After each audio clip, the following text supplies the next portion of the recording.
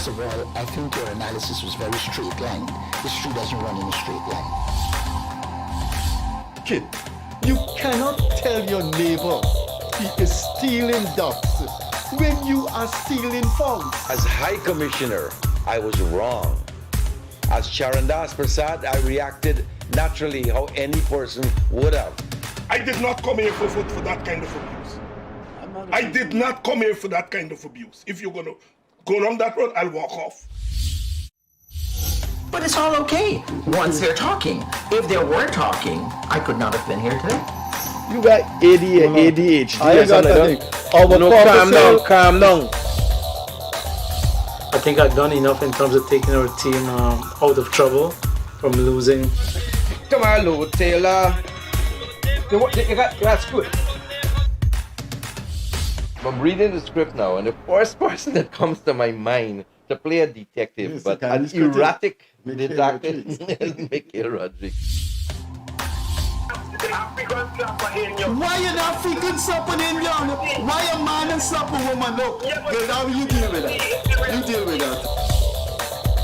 We must encourage platforms like this because it brings together different people and allows for discussions to take place in our country on a multiplicity of fundamental issues. Gildarie, you apologizing for something you think I did is wrong. I don't want you to do that, and you should not have done that.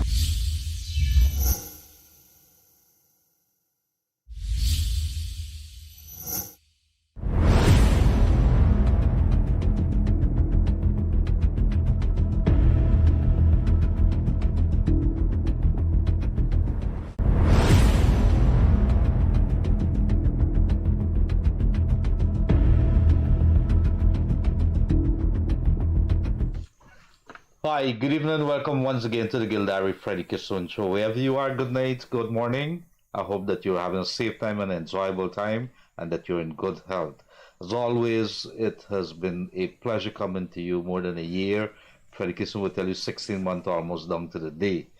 And it has been a very good ride for us. It has been an experience which has been very educational for me. And I hope that it has been entertaining for you as well, and that we will continue to have this show so we could tickle the mind and we could raise awareness and sensitize what was the word for Freddie?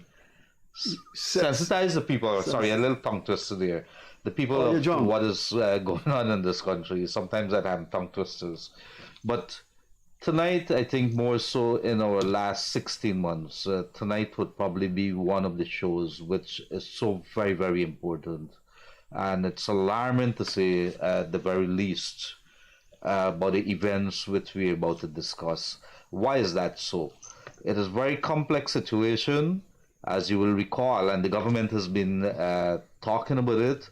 If you've been paying attention, if you've been reading, and listen to the news, you would know that the government is extremely concerned. In fact, so that the CARICOM has issued a statement. The US would have issued a statement. I saw the Commonwealth has issued a statement as well. And they are talking about what Venezuela has done. The Venezuelan government, headed by President Nicolas Maduro, has issued a statement. In just about a month or so, they headed to what is called a referendum, asking the people to make a decision on a couple of things.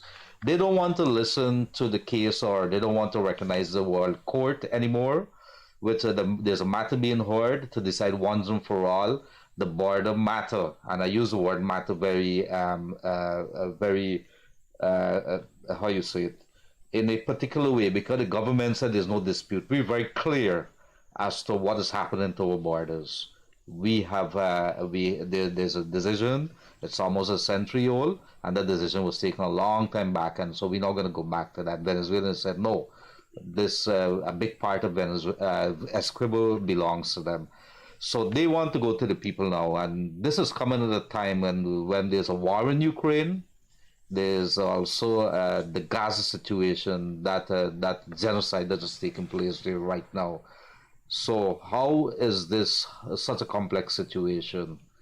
Well, that is what we'll be discussing tonight, because a few days back, and we would have seen our Vice President talking about it, We have been, we saw a video which a Guyanese asked two Venezuelan couple to strip and walk into the road. Coerce them. Yes, and that man has been arrested, and I think he's supposed to face the court in a very short while. The Vice President, Barjaglio, came out and says, look, it doesn't matter, and he has echoed what we have said on this show here. There was a time when Guyana went to all parts, still going, to all parts of the world. Venezuela was one country that accepted us. There are conventions how we treat people, especially when they have problems. And if you're a migrant and you've escaped from your country because there are economic woes or hardships that's happening there, we have an obligation to treat them right. So thrown into the whole works are those situations. Tonight we have in our midst somebody who has had a lot of knowledge, years and years of experience in international matters. And of course, we are supposed to have another guest. In a very short while, I'm going to hand you over to Freddie Kissoon, who's going to do the honors. And we're going to have a slight change of it. Our guest, other guest doesn't turn up. We're going to open these lines because we want to hear from our people. The Venezuelans are here. Venezuelan government, which is distinct and separate from the people who have escaped there, to Guyana, they have taken a decision. Let's talk about it. Freddie Kissoon. Thank you, Leonard Gildarie. There's a slight change to our program. We've invited two experts, and when we mean experts, experts in every sense of the word. The first one has taught Caribbean and Latin American politics for more than 30 years at the University of Guyana, then left to go to Trinidad to function and lecture in the Institute of International Relations at the University of the West Indies. He has just published a book on Brazil-Guyana relations, and this is his third appearance on the program. There's some sentiments between my guest and I because we go back a long, long way. Our first year as freshmen at the University of Guyana in the mid-70s. We're talking about Dr. Mark Kirton. The second guest, he hasn't indicated to us that he wasn't coming about 2 hours ago, so we hope nothing has happened. That is Neville Bissember Jr. He has been long-serving servant in the Ministry of Foreign Affairs, worked at the Guyana mission to the United Nations, and worked as one of the legal advisors in CARICOM. We think these two people are most appropriate to discuss Venezuela and the ramification, consequences, etc. Mr. Bissember has not arrived as yet, and one suspect got caught in something, and one hope nothing has happened. But when he comes, he will join us. So if he doesn't come, what we have done, we've opened the phone line so you can talk to Dr. Kirton, and you can ask Gildarie and I anything. Our topic is Venezuela, and there must be things on your mind. But the expert, the man who has written on Latin American politics, just completed a book on Brazil, and he will tell us in the event of anything terrible Venezuela may want to do, what would be Brazil's role. So, with those remarks, I'll hand you over to Dr. Mark Kirton. Let's start on a light note, though. The first time he was here, second time he was here, he wore casual clothes. But the last time he was here with Mr. Bissember, Mr. Bissember had a swashbuckling shirt jack. Very, very fancy shirt jack that caught Leonard Gildarie's eyes. Mark Kirton told me this evening he has 30 shirt jacks. And so I thought he was joking, and he said, no, 30 shirt jacks of all type of colors. Some he had from Guyana, some he bought from Panama. So here is the man with his shirt jack.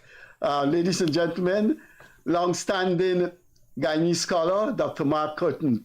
Mark, you think that shirt jack would look good in Gildarie? Well, I like your tie. Anyway, the issue, and thank you very much for having me, and I hope that my colleague turns up or there's nothing amiss. Basically, when you talk about experts, I think that the changing global environment means that all of us now have to become students of international relations again. Because based on the dynamics where we see emerging, I think we have to be very cognizant of those changes and to be au fait with what is happening almost on a daily basis. We see the changes all over the world, and Venezuela is not singular in that regard. We've seen, the issue of Ukraine and Russia. We're seeing the Israel-Palestine issue. We're seeing the reconfigurations that maybe taking place in the BRICS, so that we have to continue to analyze almost on a daily basis the issues related to global politics and international relations. But in relation to Venezuela, I think one has to look at it in the context of what has been an aggressive kind of approach over the years by Venezuela in relation to the water issue. As you know, in 1962, just before our independence, there was this movement by Venezuela to argue that the 1899 arbitral award was null and void. And 1962 might have been a significant period too, in that, the issues related to Cuba and the U.S. were also the U.S. anti-communist hysteria, one might suggest, was there, so that might have prompted Venezuela also to look at Guyana's border, then British Guyana, as an area to start this argument that the agreement was null and void.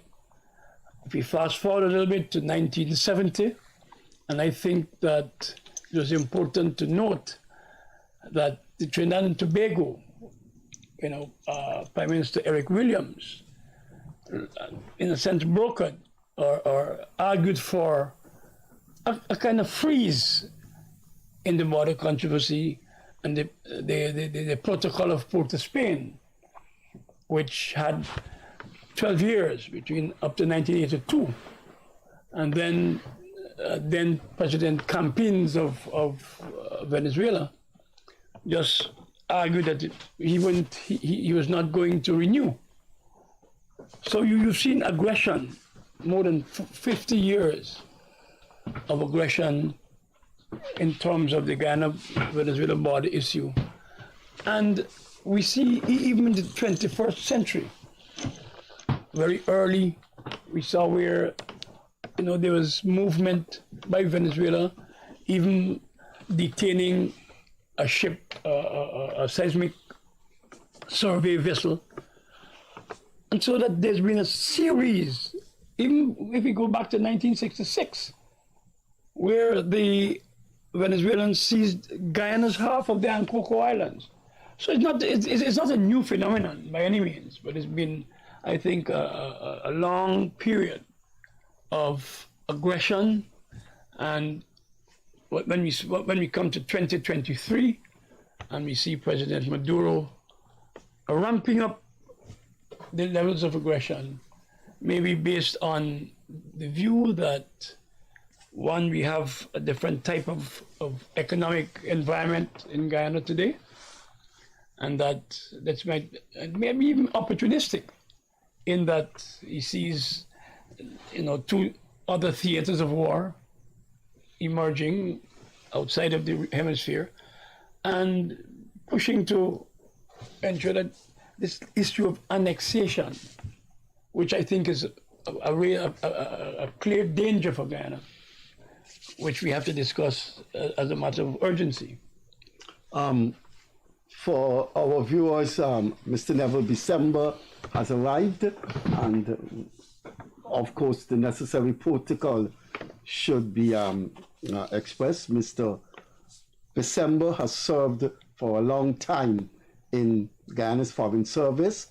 He served in the Guyana mission at the United Nations, and then he served for a very long time in a legal capacity, international legal capacity in the CARICOM Secretariat.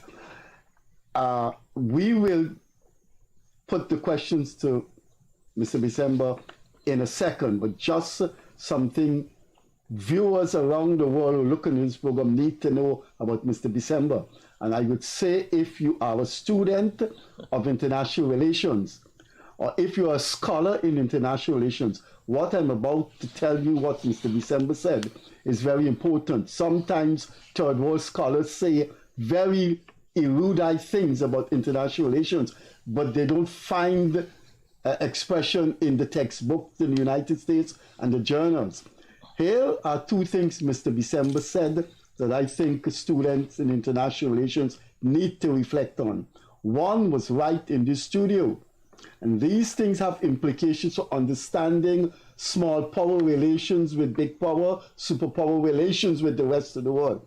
He said when it was the COVID, when they had the vaccine distribution during the COVID time, Guyana's traditional friends did not come through with the availability of vaccine, and other countries was generous. The second thing he said that worth noting if you are a student of international relations was in the papers. He said that the United States ambassador to the United Nations called a meeting of CARICOM officials at the UN. At that time, it had to deal with the issue of Haitian refugees. And Madeleine Albright, the UN ambassador, put to the discussion of which Mr. Bissember was present, if the CARICOM countries could absorb some of the refugees. This was the big multi-trillion-dollar budget that the United States run, one of the most powerful, and at that time, probably the leading financial center of the world, asking some low-income countries to take some refugees. Now, we will go for extra half an hour with the lines open. We'll ask our operators to put the two numbers. So after the hour is expired, you can call Mr. Bissember on those two statements he made, and you can talk to Dr. Kirton about anything concerning Venezuela. So I will now like to thank Mr. Bissember for coming here. We were a bit worried if you go back and see the program from the beginning, we were worried that something had happened to him. But thankfully, he's here. And our first question to him, and then Gildarie will take over, is, Mr. Bissember, why this thing is happening now in Venezuela? Thanks, Freddie. Thanks, Leonard. Apologies to you and the audience for the late arrival. The car broke down. No, not quite. Just to say to you, and you see, I didn't have time to put on another short jacket. Impressed Gildarie the last time. But look who has the short jacket on. There you go. So, anyhow, I think I heard my friend Mark say just now, he refers to about opportunism. Mm-hmm. Last night I was reflecting, I think it was in Charles Dickens, they said the best of times, the worst of times. And for those who have a sense of, time and the passage of time, I was trying to remember, we have been here before with our friends in Venezuela, except for two things. It's just before the elections, and this additional element now with this referendum. From where it comes, I don't know. Because as I was saying to somebody earlier today, I don't understand how a domestic referendum with 5 questions, it's 5 yes questions, any Venezuelan who says no to either of those questions will be branded a traitor. Like you put it onto somebody else, right? I'm not saying that all of them will turn out and vote. That is a separate matter. And we know our friends in Venezuela are quite adept at reporting election results. This election is not going to be observed, right?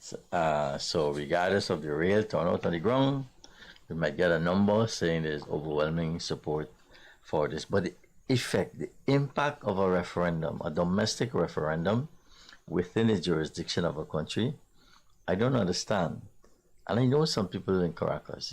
Caracas are distinguished lawyers. You know, I see Mr. Maduro saying he doesn't respect the jurisdiction of the ICJ. But somebody must ask our friends in Venezuela, if that is the case, why is it not once, but twice the government of Venezuela put forward candidates to serve on the International Court of Justice, the same court that they're saying now they don't accept the jurisdiction. These people, they want to, you know, sometimes you want to get rid of somebody, you promote them. You know, they say that, oh, let's make him an ambassador and you get rid of him. Some countries do that. Not once, twice, Venezuela has put forward candidates. I think the first gentleman was there for 4 years to serve out the term. Matter of fact, he met Dr. Shabadin there. And some people argue it was a reaction to us successfully getting a judge on the court. The listeners need to know that Dr. Shabadin was the first judge from the English-speaking Caribbean elected to the International Court of Justice. They also need to know, some people don't like to remember this part, that we defeated the incumbent Brazil, the big mighty Brazil, who had a sitting judge, and we were able to displace them. There's a feat of diplomatic skill that Mr. Jackson wrote about it in his book. And then the second Venezuelan judge served, I think, almost 2 terms, half of a term and then a full term of 7 or 9 years, how much everything. So just look at the effect of the referendum within the jurisdiction, regardless of how the result goes. What then will Mr. Maduro do? Beat his chest? Say, okay, I now have a mandate from the people to invade Venezuela? I don't know. I don't know that gives him a mandate. I don't even know what effect the effect of the referendum will be. And I'm saying it's a little amusing to me that one of the questions is asking whether I think it's question 3, whether people, the population would allow them to bypass the ICJ. And he's saying they don't respect the jurisdiction, when in fact, not once but twice, Venezuela has put up candidates successfully. No, but they're very leading questions, though, Neville. I mean, yes. It's like asking, as somebody said, do you like your mother? It's basically a question that nobody will say no. Or do you still beat your wife? Well, that's another issue. You know, but I don't know. But I'm saying that question was put to Mr. Hoyt by Dr. Jagan in a public debate before the 1993 elections. You can't answer. No, but I'm saying that when you look at the referendum, I think it represents a very clear and present danger to us, because obviously this is an effort to ensure that you kind of generate a level of patriotism and concern for country, and as the Venezuelans want to say it. Many years they've been schooled that is not only a zone in reclamation, but now it's what Essequibo, Guyana Essequibo, and talking about the state of Venezuela. So we have to be very concerned, and my view is that we have to be looking at what it is that Guyana can do or has to do to kind of ensure that at the end of the day, our territorial integrity and sovereignty are maintained. Now, there are some issues that have emerged. We've seen where, for example, the countries, some countries of the Caribbean, many countries have not even come out individually in support of Guyana in relation to this potential threat, this existential threat. I mean, we've seen CARICOM as an institution representing 15 states, come out with a statement, but I don't think it was robust enough, unequivocal support for Guyana. So in that context, I believe that we have to look to generate much more support internationally, because indeed the first line of defense for us must be diplomacy. We must have the kind of representation across nations that could articulate our position very clearly in all the capitals, first in our region. And I've seen where people are talking about a return to Petro-Caribbean.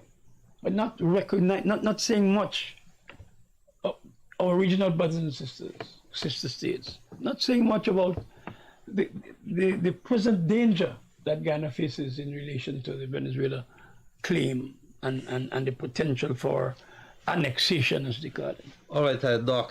Today the World Court has indicated that on November the 14th, that it will hear Guyana's application for provisional measures, which is an incident. Guyana's approached the World Court and said, look, these people have decided, although this matter is being heard before the court, they've decided to go referendum, and the World Court is holding an emergency hearing on November the 14th, which makes it, I'm not sure whether it's moot, but what we do know, I'm going to come back to this in a short while. A few days back, this is something that the entire Guyanese, they're looking at right now. A few days back, the former Army Chief Gary Best came out and says, let's put a cap, especially with that referendum and the fact that there seems to be very little, that's what he's insinuating and saying. There seems to be very little control as to how migrants are coming in. We see a couple of days back, a boat landed here with several Venezuelans, and according to the news reports, we deported them, or at least that is what was reported. I want to ask if you believe that that is something that Guyana should be doing, especially in the context that we have conventions, international conventions, when it comes to migrants. I'll start first with Mr. Bissember. Sorry. Yes. Well, I know Mark it's something that he, I use your phrase, he talks about managed migration. But let me just also pick up where Freddie put me in the spotlight just now with Madam Albright. You put it in the context of the big mighty America asking these third world countries. Let me put it in another context. It's in the context of a country that had Asian migrants, boat people. There used to be Cuban boat people. These were Haitian boat people reacting to the push factors domestically, outward migration, heading towards Miami. And we were not asked to help because we third world countries. We were asked to help because we had space to absorb some of these refugees. We didn't in the end. I think if you read my letter, I'd see that I deflected the matter to the foreign ministers in Belize. As father recalled, the assurances that we were given were not clear-cut enough, and we declined gracefully. Contextualizing that geographically, all right, Venezuelans coming across a porous border. We know the border has been porous for the longest, but in the best of times, that border is porous. Most at a time like this now with the push factors of out-migration, we don't have the resources to police the border. Venezuelans coming across the border is quite different from people setting sail in a boat or coming on a plane and landing at Timeri and saying they want to be refugees. And I made the point also publicly that most of the people coming across from Venezuela are economic migrants. Refugees has a legal connotation. It's a 1951 convention that deals with that. So in terms of what Mark would tell you about managing migration, well, at the one part, there's a humanitarian obligation. Yeah. As I made the point, during the war, for instance, if there are two ships in battle and one is damaged and the sailors from the opposing country are stranded, there's an obligation, a legal obligation on the opposing country to rescue those people and take them in. This is during war. We're not at war with Venezuela. There's a humanitarian element. During war, again, I tell people war is a destructive thing, but it's also a very disciplined thing. There's certain rules that govern the conduct, the laws of war. You're supposed to treat prisoners of war with dignity. That's during war. We're not at war with these folks. So there's a humanitarian obligation to absorb these people. We don't have the resources. It's not a charity we're running. But what we saw last weekend with something like a spike, an increase, and compared to a small island in the Caribbean or OECS country, their land is finite. We have an atoll land, but that does not say that the flow of refugees should be unmitigated. So I think, as Mark, go to Mark's point, there will come a point in time, I think this is where Admiral Best is going, there will come a point in time where in the managing of that migration, your humanitarian concerns are Well, he was overtaken. talking about it in the context that the referendum is in December, and all of a sudden you seem to see that But spike. there is a spike. I didn't see that. No, you're saying Mr. Best. Yeah. But there is a spike, and obviously, I believe that I would support the view that there should be a temporary closure of the borders, and to ensure that, in the first instance, you get a managed a migration management structure in place, in which Guyana, using the experience of the United Nations High Commissioner for Refugees, UNHCR, and the International Office of Migration, developed very quickly a structure in which every migrant so far is required to register, to be fingerprinted, to be photographed, and registered. And so that you would have a temporary closure of the borders, and indeed there would be some level of what they term spatial redistribution. They may go to Brazil if you deal with the borders. If you close the border here, they might go to Brazil and attempt to come around. But there again, you can have a third country giving you some support.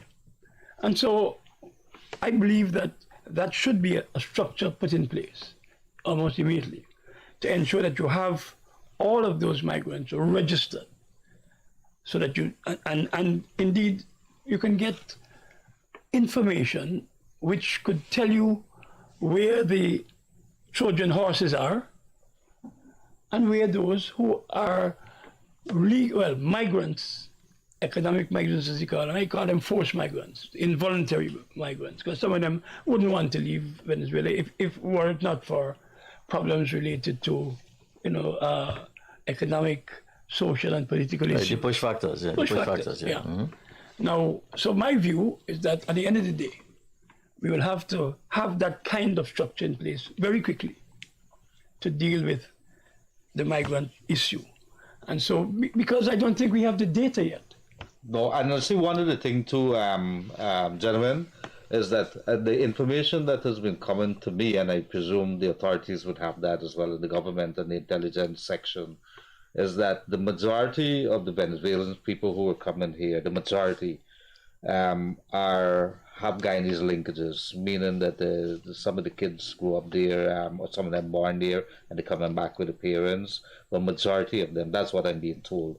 But we have never gotten really the kind of figures that indicate how many of them are in the borders too. You've been asking, but nobody seems to know, which is another... Well, see, this is why I'm asking, this is why I'm recommending that we have a very structured migration management program. And I'm sure that the IOM and UNHCR have that kind of experience internationally. And therefore, to ensure that we're not saddled with numbers that we don't know about, which could impact our social services in a significant way, our education system, etc. That we get, the knowledge and the data that are necessary to make decisions that are based on information. I think the last point that Dr. Kirton mentioned at the very end about the role of the IOM and the UNHCR, which I have also publicly written about, is very important. That people cast their mind back in 1992. The PPP had just come to power, and some Angolans turned up on our shores. All kind of speculation where these people come from, and I was intimately involved in that at the time. I was legal advisor in the Foreign Ministry. A.G. Dos Santos, of blessed memory, and Minister Feroz Mohammed, of blessed memory, were charged with the task on the government side of dealing with the matter. But from my side, I gave them some technical advice. And very quickly, we reached out to the IOM. A lady came in. These people have experience. I see Dr. Jagdev saying that the security people are screening the arrivals. Fine. It's not only a security element.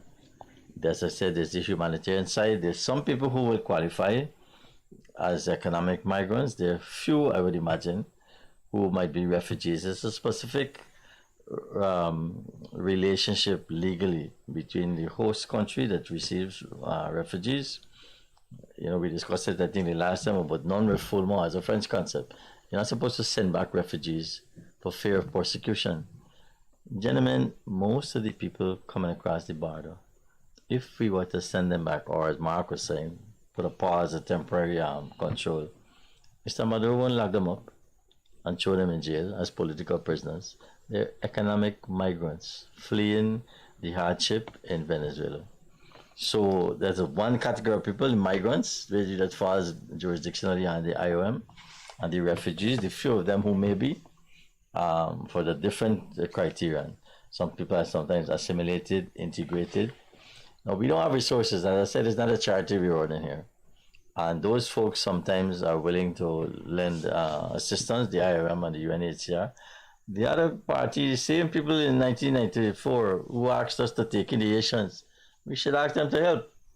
Because at the end of the day, where these people heading? You know, a lot of the people that come to Guyana, where they heading? Is North America they're heading to, you know?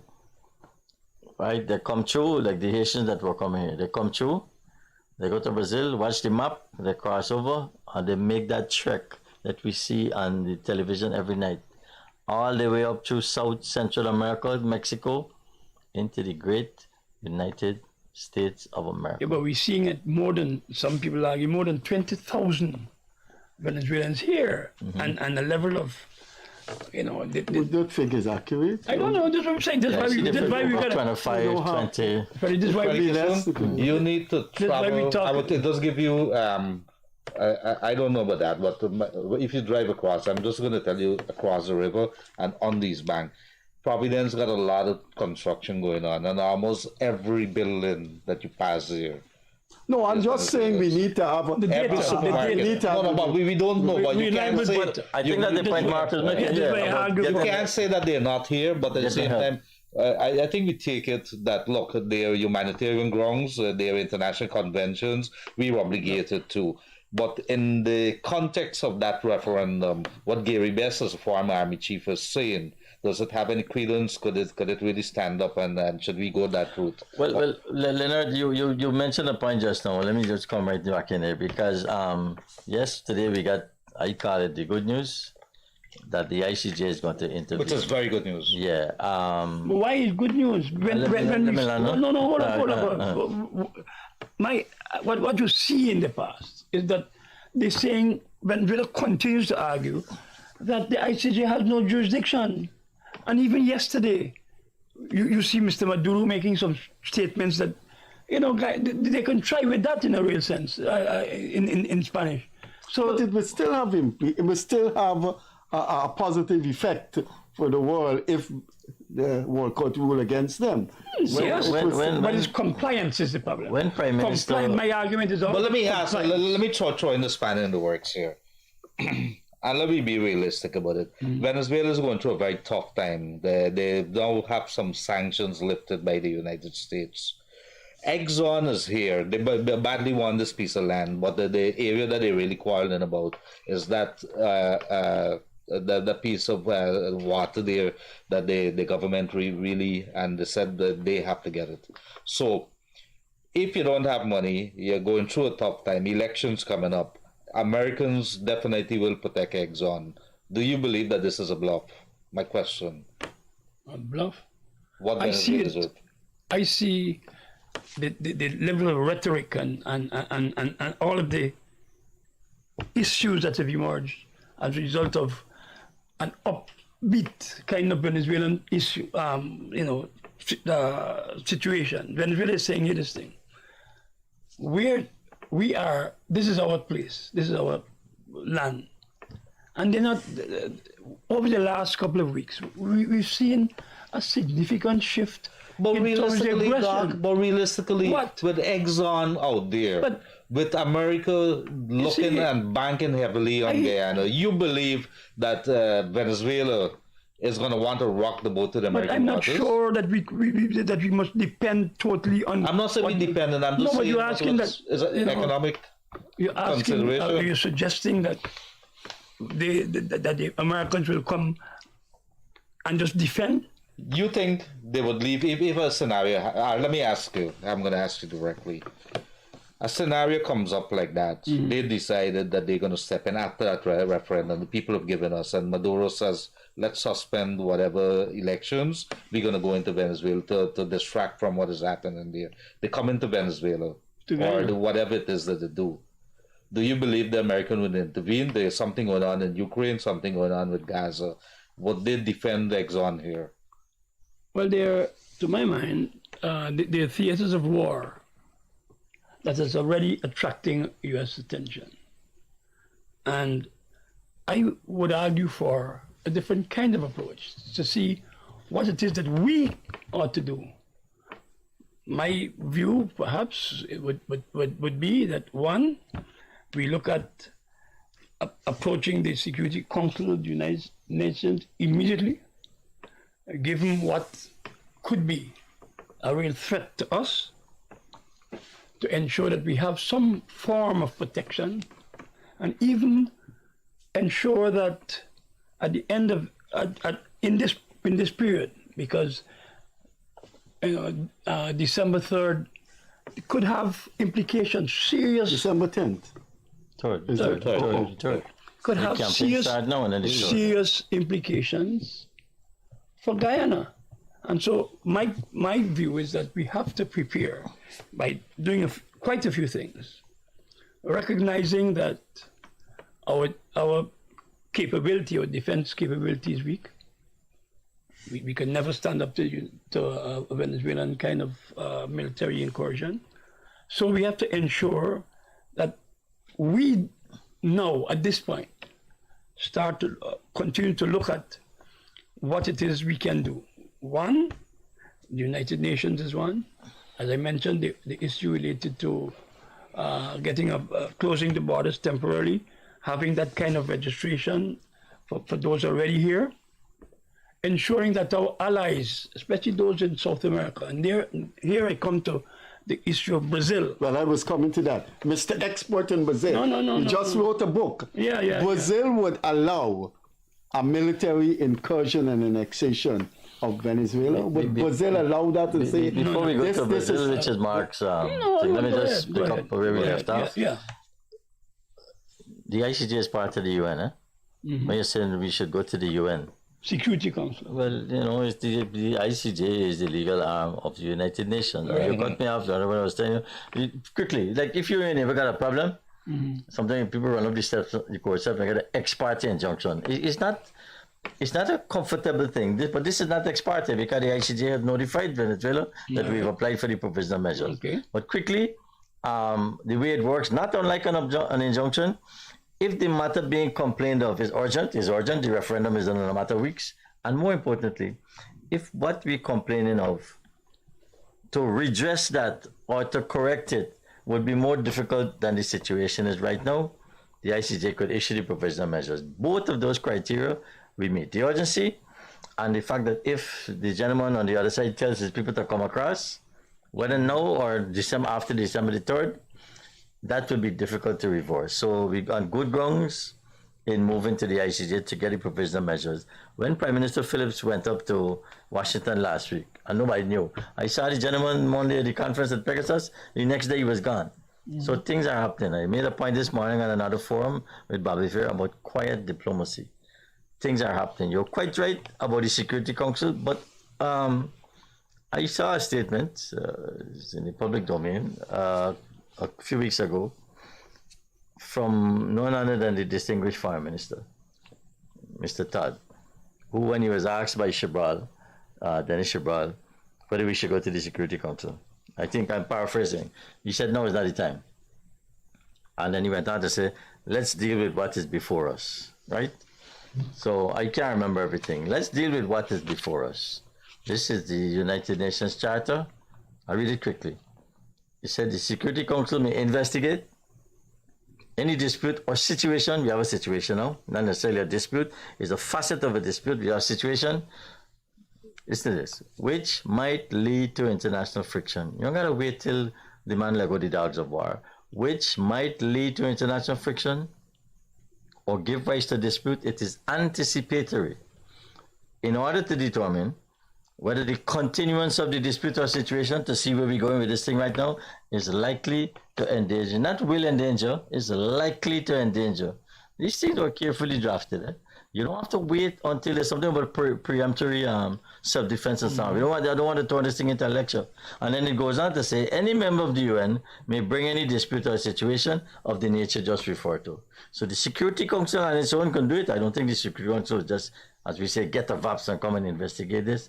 But we can bring it under Article 35. Any member of the UN, Guyana, may bring any dispute. So with the greatest of respect to the distinguished Foreign Minister, who said, no, it's not the right time, I would go in the direction of my colleague here. Okay. You don't have to go and, well, anyhow, we can approach the United Nations Security Council and inform them about this new situation, because I said in my memory, the level of rhetoric and the level of activity we see now is unprecedented. We've seen other things in the past. We've had other things, like some of the best of time and the worst of time. The man named Mr. Leone. Mr. Leone just issued a decree, said that they want some water channel, sea channel, to come out from the Orinoco area. Both ships have a right of innocent passage. Nobody got to give you no passage. We've seen a situation, as Mark was saying, when they run out the drill ship, right? We've seen other incursions in the past. People don't know. People must know these things. When Mr. Burnham was trying to develop the Upper Mazaruni Hydro Project, which if he had gone ahead with, we won't be having blackouts on now, but that's a separate matter.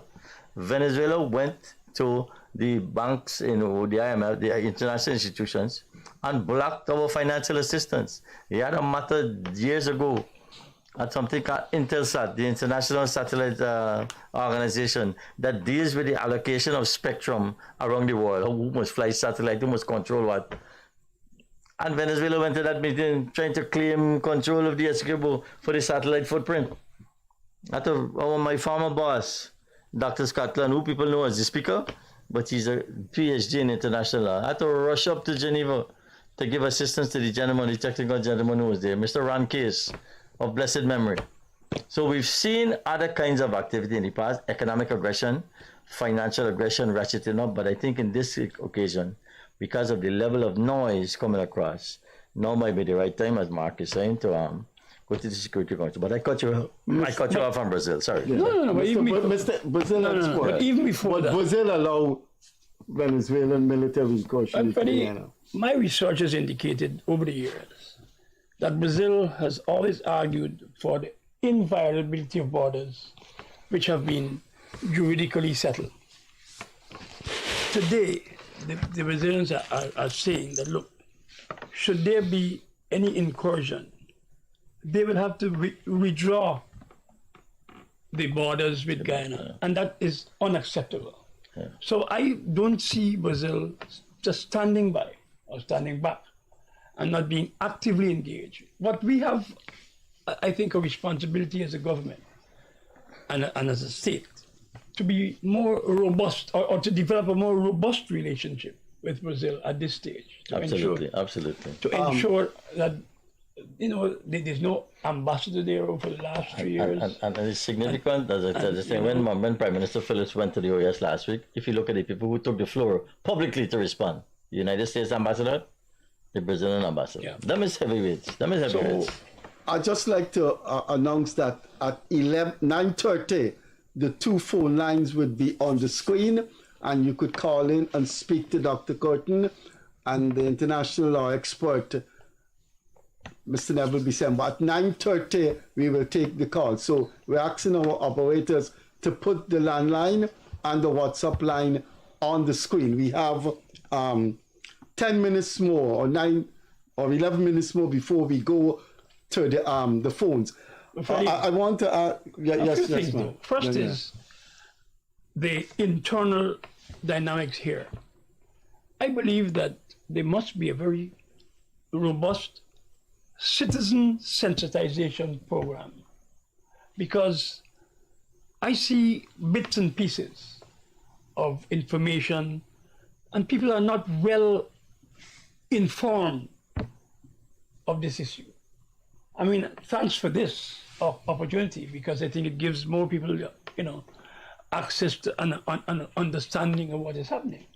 But I believe that there must be, and it's not only government, this will be government, civil society, private sector, engaging in this activity of ensuring that every step of the way, and I hope you can play both of not a blade of grass at the end of the day. You know, like the last time you were here, you asked first. Yes, we can ask them. Ask them to play one before. You might sing the karaoke too, you know. No, he used to sing karaoke. He used to go to restaurant. Don't put him out business, man. What I can ask you? Now, I'm saying that this must be. One of the songs he sang the karaoke that I know is the green grass of home. The green grass of Guyana has to be maintained.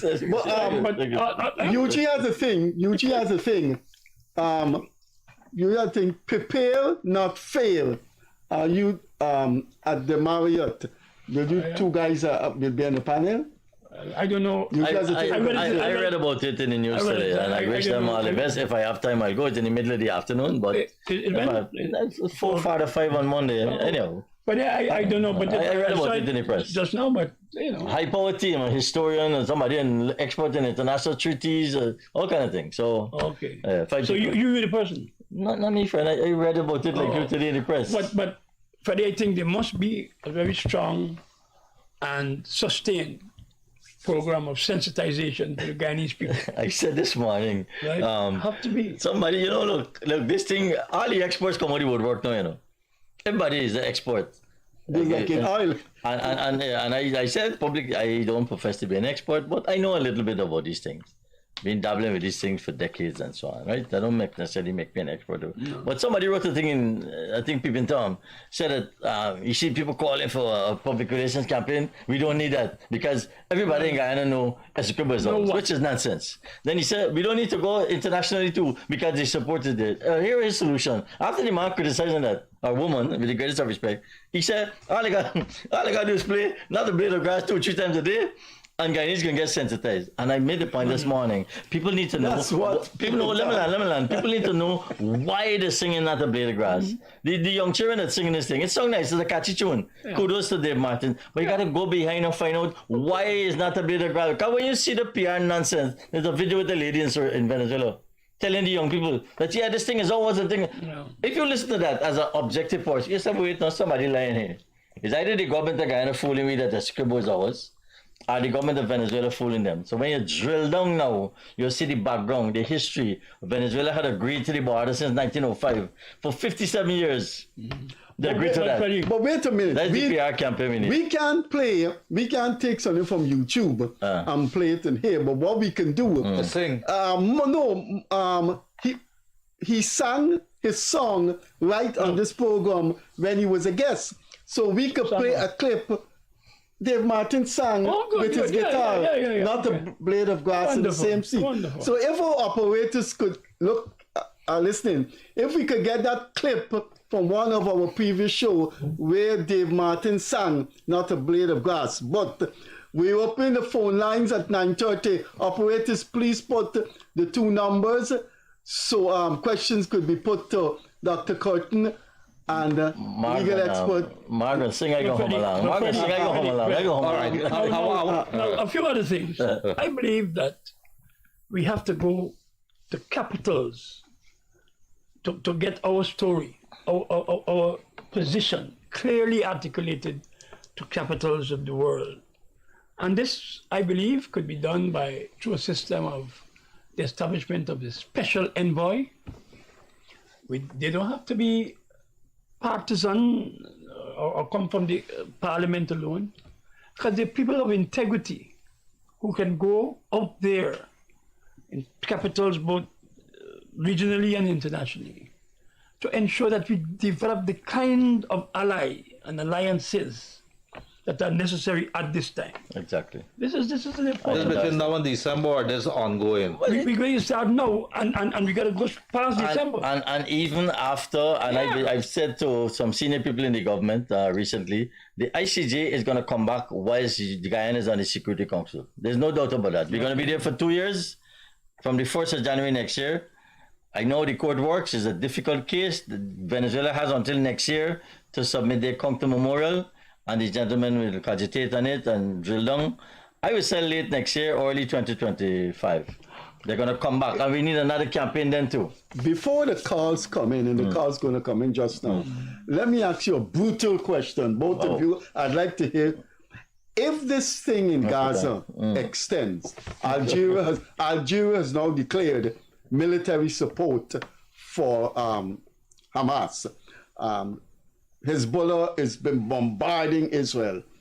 If this thing extends, former President Donald Ramotar was in the chair here, and he said he thinks the United States wants to hit at Iran.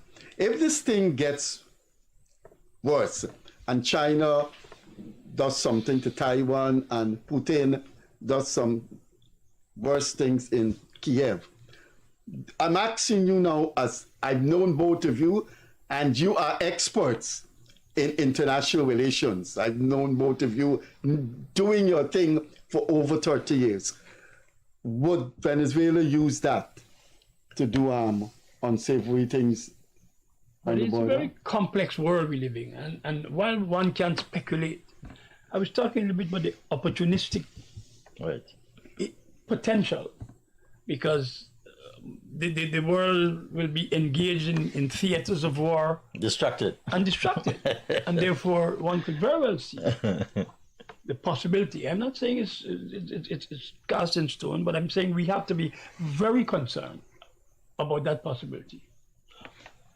Quickly, if the war in Gaza is extended and it becomes a war in the international relations definition of it, do you think China would move to take Taiwan, and therefore we have a big situation and Venezuela could use that? I'm asking you, if the United States engage Iran and other countries come in and Israel is facing its worst crisis, would China use that?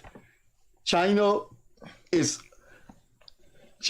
fanatic that Taiwan is an integral part of it, and it must be integrated with China. I think to Mark's point about the complex world, let's be clear on the position food herself. The stakes in Gaza and the stakes in Ukraine are much higher, ladies and gentlemen, than the stakes in Guyana. You know, I say something, the thought process in Caracas, if you want to use the analogy. I think my friend Rear Admiral Best went down that road, looking at what happened in Ukraine. I think the leader of the opposition followed through and said, next thing you know, people who live in Essequibo, you hold a referendum. It don't work so, okay? It does not work like that. Ukraine was part of the Union of Soviet Socialist Republics. In the bad also communist days. Essequibo was never part of Guyana, of Venezuela, never part. The people who live in Donbass and Chechnya have Russian blood, Russian culture, Russian skills in Crimea, right? They're Russian. They speak Russian. Nobody living in Essequibo. Is now they coming. You can't take a set of refugees or a set of economic migrants that come for 5-7 years ago and start occupying a country because of push factors in Venezuela, and draw the analogy between what is happening in Ukraine, which is a historical process over the years, and say, well, look, they do it in Ukraine, look, then people come crash, we can do it the same way. It's two fundamentally different things. Similarly with Gaza, for oil, for the Middle East, you mentioned Iran, some big countries, China. The situations are different. And yes, there's a copycat mentality. I even have made the point about people being distracted, but there's some confusion in Caracas. The people are saying, our friends over there are saying, in one breath, they're glad that the U.S., Leonard made a point, have lifted the economic sanctions. I think I saw a figure they're going to make like $1.2 billion a month, when they combine in the gold, the oil, and the gas. That's plenty of money. That could get them out of the next election. So they want to rock that boat? Right. And if they don't want to rock that boat, it's a bluff. If they don't want, let me land. If they don't want to rock that boat, why are they saying in another part from the other side of the mouth that the U.S. is going to lead an invasion into Venezuela from Guyana? How could you be cussing the United States and said they're building some base to come into Venezuela, and you're grateful for the same United States having lifted your sanctions? Let's go straight to the phone line. Something is wrong. The phone lines are open. Let's go straight to the phone line. Don't call this a bluff. Good evening. Could you lower your volume, please? Yes, go ahead, caller. The topic is Venezuela, please. To you and Freddie, but a special good night to your two guests. Yes, go ahead. address your two guests. Well, not address, but seek some clarity on the subject matter that they're discussing in these international relations matters. Let me deal first with the Guyana-Venezuela issue. I am of the firm belief that the Guyana government or the Guyana authorities, I was choosing the government because it's not a government fight alone, should put some stringent measures in place to monitor these people who come into Ghana. These Venezuelans who coming across our border coming to the country. I accept the Ghana is an hospitality country, and Guyanese used to Guyanese used to go to other countries to seek betterment, and so I accept that. But Ghana has never made peace to anybody land throughout history. Ghana never made peace to any Caribbean country, South American country, or either American Ghana. So no, Ghana has never made say that any part of any other country belongs to them. The major difference is that Venezuela is claiming that Esquivel is part of their country. That's the difference. Now, you have to remember, people will always remember their real neighbor Stringberry. And these Venezuelans coming across here, in the drove, by the numbers, so could you put your... we don't know who is who. Sorry to bother. Could you put your question to the two panelists? They're here to answer your questions for half an hour. Could you put your questions to the panelists, please? Hello? Hello? Yes, so you need to put your question. What is the question? Okay. The question is, do they agree or disagree that there should be a stringent measures to monitor the people who are coming into the country, the Venezuelans? This is number one. My next question is based upon the Israeli Gaza situation. Now, today I saw a press conference by Anthony Blinken, the U.S. Secretary of State. And so a reporter asked a question: when do you think it is right for Israel to stop the war or stop the? So what is the question? You got to go very quickly, sir. So come on. Put the question. Put the second question quickly, and let's go. There were other callers on WhatsApp calling. Anyway, and the answer was the war will finish when Palestine or the Gaza give up the Hamas. Do they agree that Palestine has to give up the Hamas? Is it a fair? Okay, thanks. Now, we got the two questions.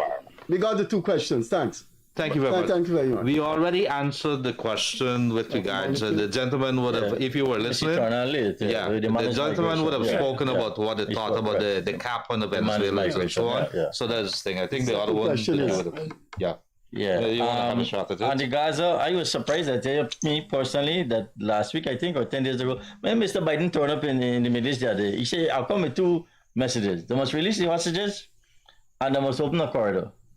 Yet when the Security Council was trying to pass a resolution, the United States blocked it. Now this is big geopolitics. I tell you, the stakes are high. None other than the Russian ambassador take the floor and ask for an amendment to include the word ceasefire in the resolution. Probably knowing damn well that it won't succeed. But he come out smelling rosy as the good guy. He said he's trying to help. And the US, I saw the lady's statement. She said that they have diplomats on the ground. They must let the process work. So I don't know if this gentleman is saying, Blinken is now saying, when the Palestine Authority hand over Hamas, I believe is what he said, that is easier said than done. If you understand the complexities of that situation, the PLO is supposed to be the authority. The PLO has a standing now with the UN. Hamas does not. But there's some areas where Hamas has control and the Palestinian Authority can't go. So I can't see Mr. Blinken. I don't doubt you, my friend.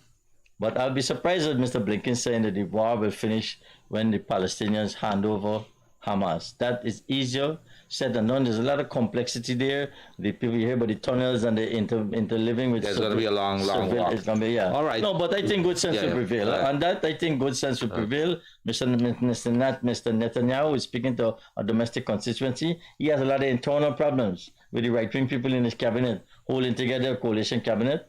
And I think after a while, good sense will prevail. Thank you very much, Carlo. Go ahead, Carlo.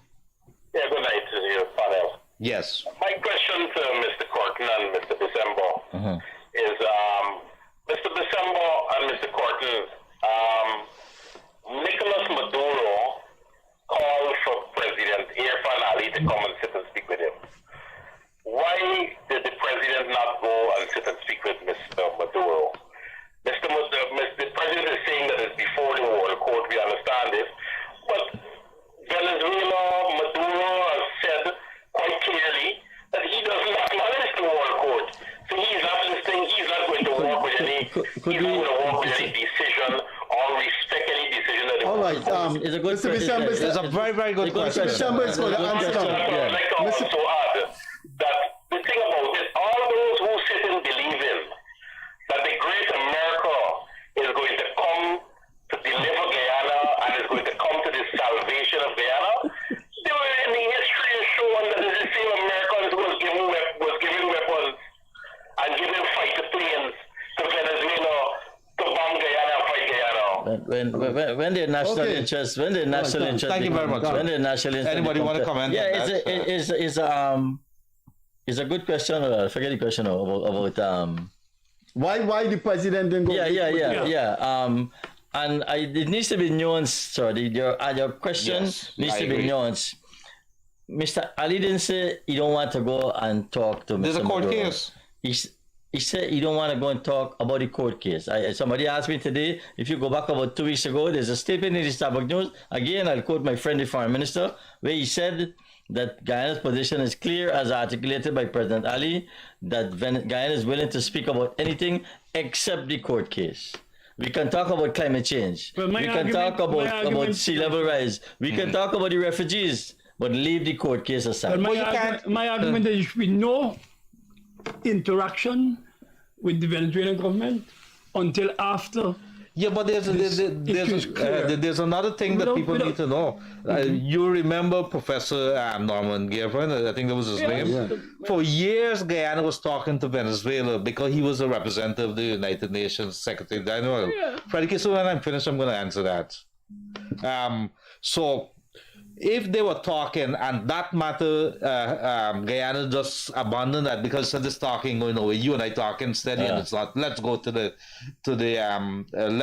World Court. So at that point in time, why am I coming back to talk to you? Let us just continue with the World Court. Well, again, that's why the president is right in that context, and you use the word nuance. At the end of the day, let's finish it and we can come back. This is Starbucks News. I'm quoting, I hope the reason reliable source.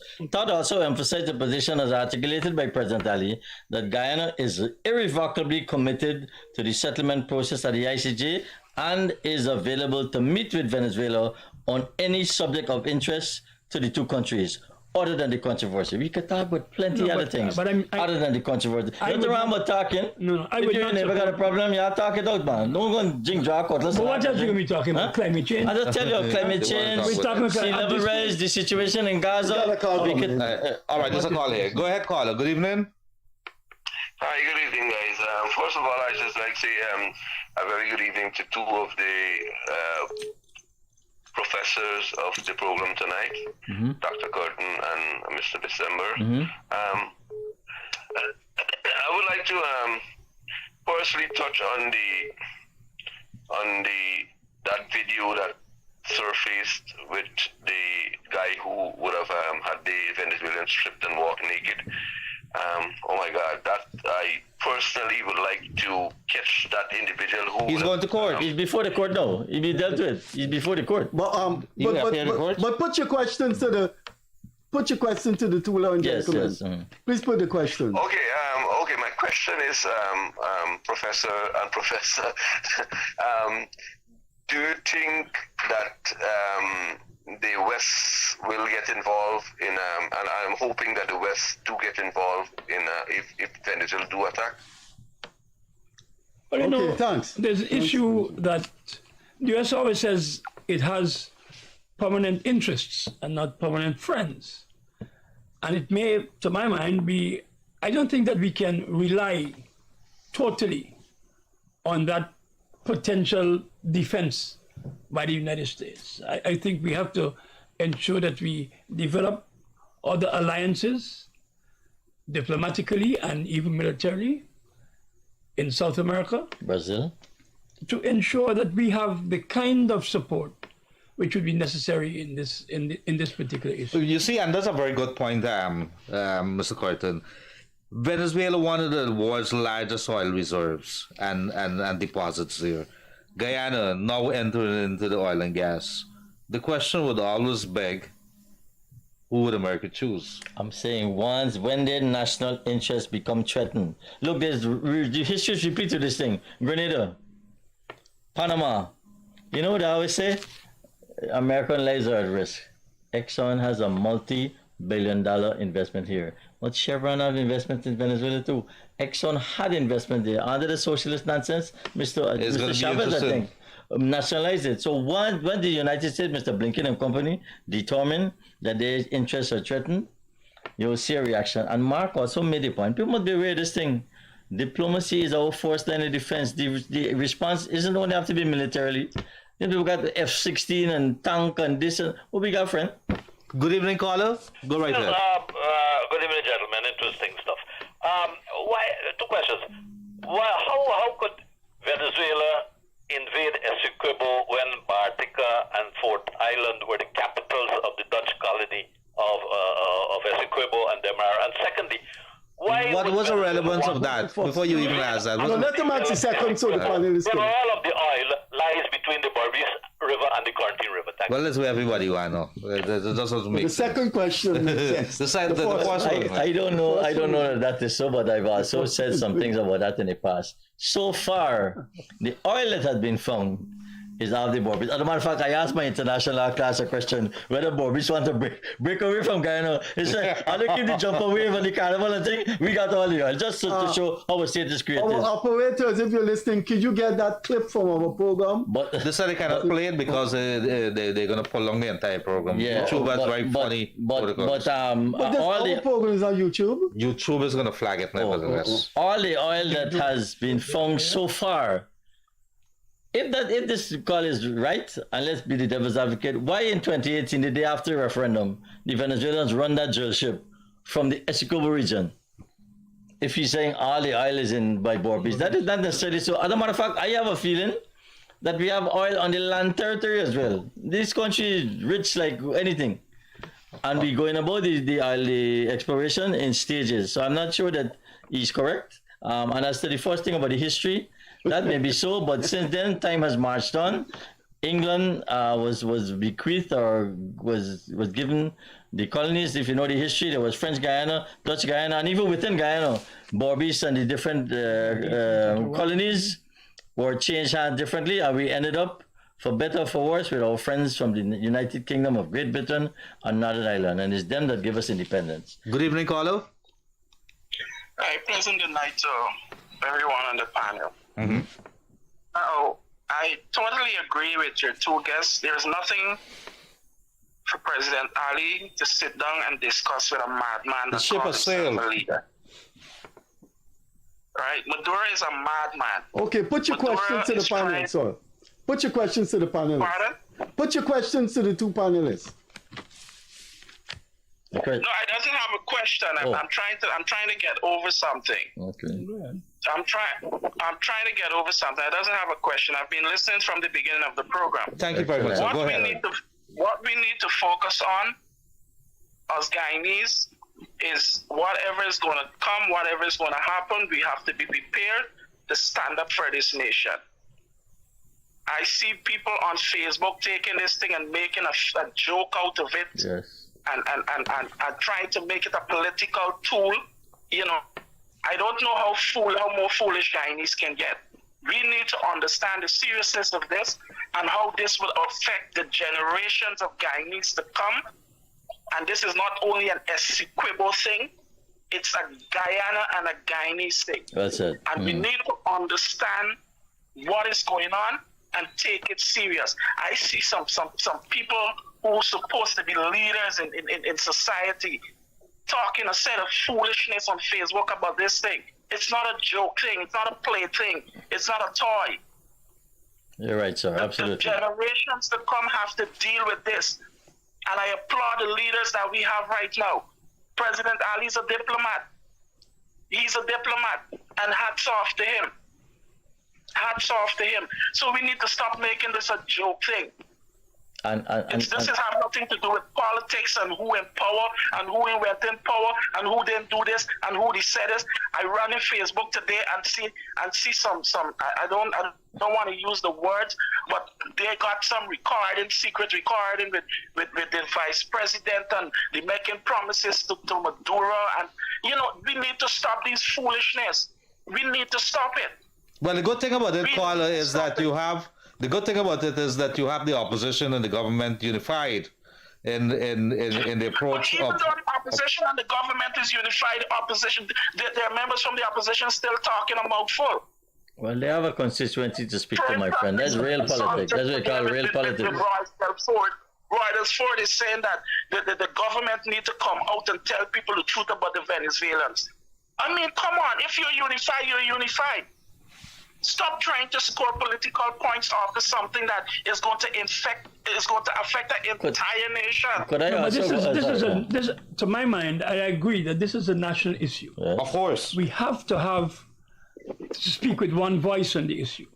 But we can't have people talking about xenophobia and scoring cheap political points. I think we have to ensure that we have a national approach. Behind my back, you're going talking a mouthful of nonsense. We need to stop with this, man. Okay. We need to stop. We need to be, something like this, we need to be together as a nation.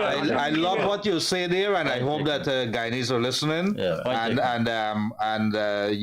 I think you reflect what many. I think all of us on the panel is thinking here. Thank you very much, Governor. No, you were saying, yeah. Yes, Sam. No, I'm saying that this is a time for a united approach. This got no partisan, but rather national. We have to move forward, ensuring, first of all, I would recommend the reestablishment of the Border and National Security Committee, which was established when President Gildarie was president, and Mr. Hunt was the all right. Just one second. Opposition leader. Yes. All right. Go ahead, sir. Go ahead. Hi, good night, Gildarie. Freddie Kissoon. Good night. Good night. Good night. I get a issue to raise. No, we be talking about the Venezuela border issue. Could we talk about that tonight? No, I don't. I'm gonna get body Venezuela. Okay. Next week we talk. Next week. No. I'm gonna call you immediately as soon as this program is finished. I'm gonna call you and have a discussion with you here. Right. All right. I want the public to know that all right. Very quickly. Go ahead. I want the public to know that Zulfikar Mustafa bin said that Rosal estate open. I want to know how much sugar the estate make like. Yeah, but were you looking at the program, sir, when we said we did discuss the Venezuela border issue? All right, I'm going to call you after this and we're going to have a chat on it. Thanks. Okay. Thank you. We're talking Venezuela border, so let's stick to it. There's a call coming. Yeah. Good evening, caller. Hello. Good evening, caller. Yeah, good evening. Yes, go right ahead. Yeah, it's time for SQA. Yes. You watching your program there right now, right? Yes. You're doing a good job. But I go ahead, we listen to you. Yeah, we listen. Yeah, the same thing what the fella call and talk there. You gotta be more serious. Yes, I agree. So you agree with the caller before this who says that we gotta be together as one? Yeah, because you just can't you're running for politics and all them things right now. You look at since the small we go in escape run. Where we go war break? Where we go where all the people in Guyana? Well, we're not talking about war yet, but it is something that we have to be very careful. Yeah, and we'll be hoping not, but we have to be aware. Yeah, in a nice program, but you need to them need to come on board and become more serious about the country for impact. I thank you very much, and I want to say good night to Escobar on the line too. Thank you. Yeah, because nobody from Escobar not really follow this, lots of things and so. All right, you calling for where in Escobar? We calling from Anna Regina, Richmond. All right, a good night to all the folks in Region 2. Yeah. Thank you very much. I think people need to be look. We need to have a little more faith in our leaders on both sides of the political divide. And be responsible too. And be responsible. I'm saying I saw Prime Minister Mark Phillips on Monday the conference. The next day he was in Washington. We didn't know that. We read in the press.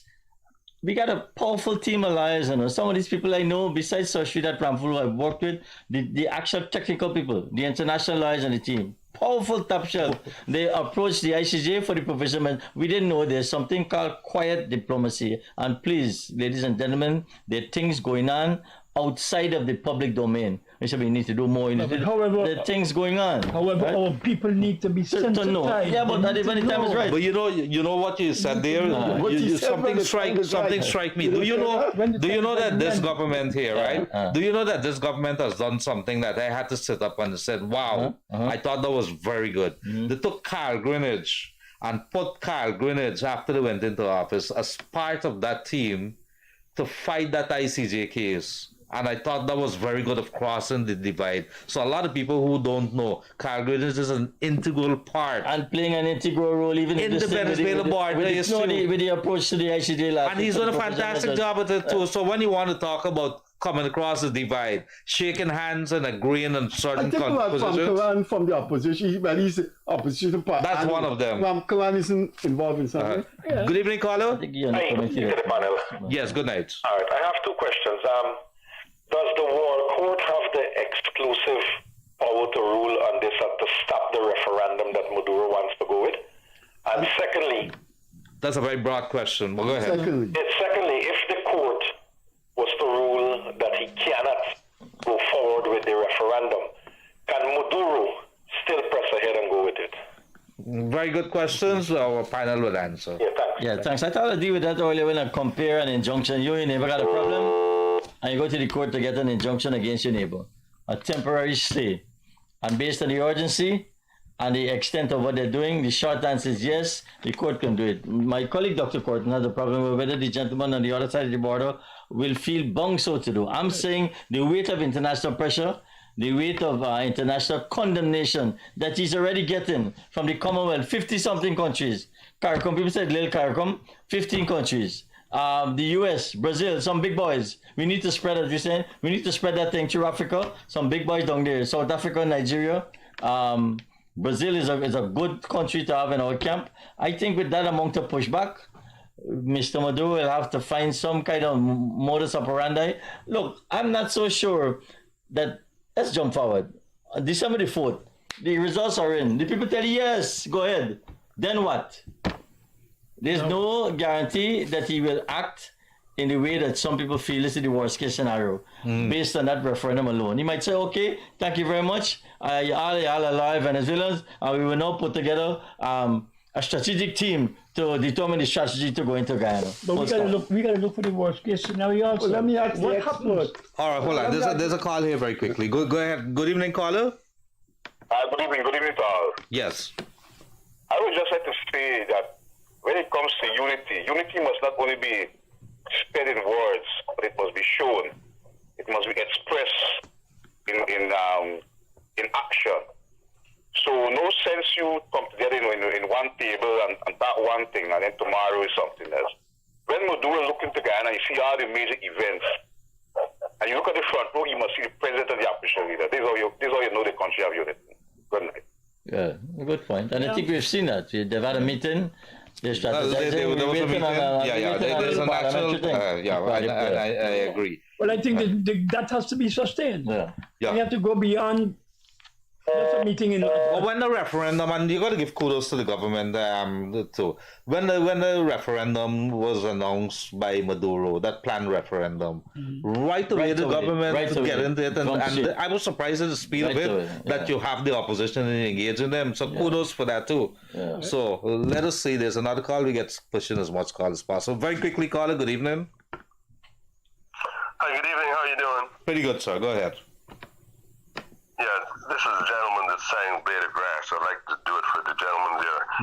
No. Don't sing now, please. We got very quickly time. Go ahead. So, you do this thing quite often. No, they got people want to hear what the two experts here have to say. You have to do this another night. Any comments or any questions for the panel? Any questions for the panelists?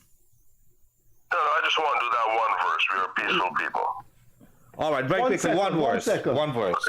One verse. We are a peaceful people, struggle as we struggle, and we don't look for trouble, just ask around. But when outside faces from foreign places talk about taking over, we ain't backing down.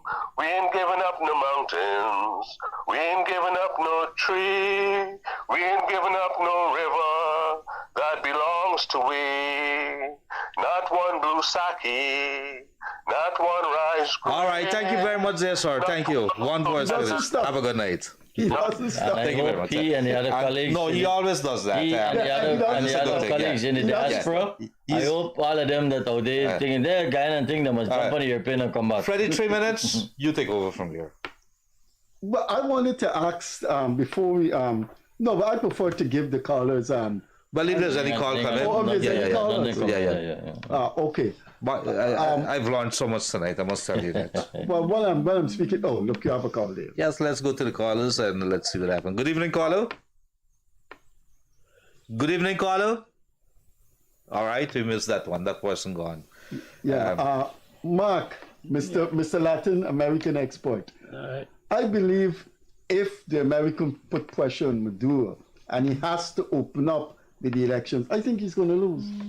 Yeah, but I think we got to watch that kind of loss too, because the opposition in Venezuela has a tendency to be more hawkish than even though Guaido was more. Yeah, so we have to be cautious about that. But I don't know that a newly elected government, the first thing they will do from day one is invade Guyana. No, they will not. They will take the international stage as the government, not the opposition. It's not a luxury in opposition. No, but I'm saying to you that. Good evening, caller. Very quickly. Hi there. Yes. Yeah, I have a question for the panel. Yes. Now, I know this issue is at the ICJ right now, and it seems that all Guyanese have determined that the outcome is going to be favorable to Guyana. Yeah, I have no doubts as to that. What if it isn't? What if the ICJ decides that Venezuela is entitled to Essequibo, or the ICJ decides that they'll split Essequibo down in half? Wow, you taking with the 100-year agreement? No, go ahead. Okay, but go ahead. No, but I don't think that's not what is before the ICJ. Right. The ICJ is being asked whether or not the 1899 agreement is valid. There's nothing to do with sharing of land and cutting up Essequibo and anything. It's not a brung back thing, you push your in a bag and say half and half. It's not like the Suriname case. It doesn't work like that. With the greatest of respect, and I know so many people on the court. It's not like that. It don't work like that. It don't work like that. All right. So we have thanks for the question. No, thank you very much for coming through. Good night to you guys. Yes, another question, he said. No, you have another question, sir? No. He said that's it. All right. So we got about 2 more minutes. I guess, Freddie, you would probably want to set the tone here. Well, I prefer to give the call, but anyway, I will give my summing up time to the two guests because they're the expert and we're facing an existential threat from Venezuela. So go ahead, gentlemen. No, I would say that we have to continue to do the important components of this issue. With one, the continuation of the diplomatic effort. Secondly, the sensitization of our people to ensure that we have reliable information to pass on to them at all times. And third is to ensure indeed that we how the security forces, though small, in some way prepared for any eventuality. That'll be my view. Yeah, and I can't detract from that, but let me add a little bit. The diplomatic effort must be multifaceted. I'm sorry, I am biased. I'm an international lawyer. I have great faith in what is going to come from the ICJ, particularly because we're going to be on the Security Council when the decision comes back. There's another provision in the charter, I don't want to turn this into a lecture, that says parties to dispute must be bound, and if they don't, the Security Council can take measures against them. That is down the road. That is till 2024, 2025. For the immediate, somebody talk about monitoring the borders. That's a very difficult proposition without boots on the ground and without resources. And by boots on the ground, I don't even mean men with armed soldiers. As I said, as Dr. Kirton said, there are people out there who can help. The IOM, the UNHCR, they have skills in determining these people coming across. They know the question to ask, the kind of information to glean to determine who is who. As far as I'm concerned, I've gone public and said that most of the people are economic migrants. Therefore, their days here are limited. When the situation changes, the plight that they're fleeing from, whether it's through a change of government in Venezuela or whatever, they must thank you very much. Y'all can leave now. There will be some residue who have connections here, Guyanese here. The government needs to be aware of what they're saying about not discriminating against them, because in other instances, when you look at things like local content and so on, you might see some elements, I'm being careful here, some elements of discrimination creeping in for people who are Guyanese by descent, which is if your mother or father is Guyanese, you can get Guyanese citizenship, which is what happens to a lot of the people who might be coming back. Their parents are Guyanese, weren't necessarily born there. So Mark is right. Internally, educating the people more than a bump. Look, we got to move past the bumper sticker nonsense, you know. That is all well and good. Essequibo is ours, but you got to find out why Essequibo is ours. Not a blade of grass. Kudos to the gentleman that sing. Do you know why he's singing that? If you look at the history behind this thing, that for 57 years, Venezuela never objected. And all of a sudden, when we come into independence, they start doing this thing. So the campaign has to be sustained, both within and without. Mark made a point about capitals. We still don't have some ambassadors in key capitals, including Caracas. I see there's an ambassador-elect now. The earlier he gets into post, the better. There's a real conduit for the governments to interact. Just like how the foreign minister here can call in the Venezuelan ambassador. There should be somebody there representing Guyana who they can relate to. And so the other big capitals, the EU. We don't have an ambassador in Nigeria and South Africa. No, we have South Africa. The acting high commissioner, he was here, Mr. July. The acting high commissioner. But there are other territories. The CARICOM has set up an embassy in Ghana, I believe it is, at the behest of Madam Motley. But so far, the uptake has really been for Barbados. It's like a Barbados mission, but the thinking behind it was for a CARICOM mission. But we have friends out there. As Mark said, it could be exports. It could be an envoy. It doesn't have to be resident ambassadors. It's better if you have a resident ambassador. You use the contacts, develop the relationships, work the floor. Ambassador, what's her name, Carlin Rodriguez in New York, she have her work cut out for her. Walking the corridors, pounding the floor. Everybody has a mission in New York.